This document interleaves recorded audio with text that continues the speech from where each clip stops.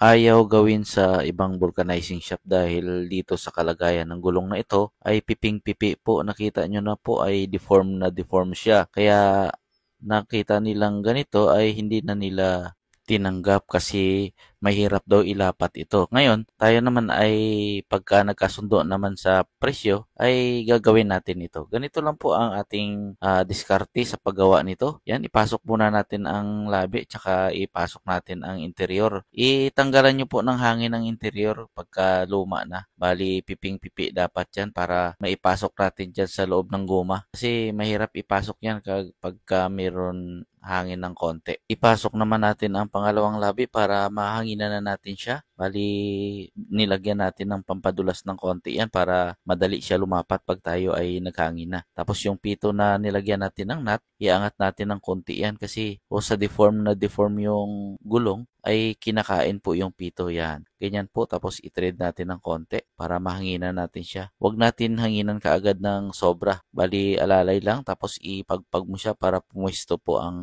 labi niya sa kanyang rim. Ganun po ang diskarte niyan. Saka po ilagyan natin ng hangin ng malakas na. Yan, okay na po siya. Nahanginan natin ng malakas, lumapat na po siya. Pag nagpalapat po kayo, huwag po kayo gagamit ng ordinary na interior para hindi po bumigay. Maraming salamat po. Peace.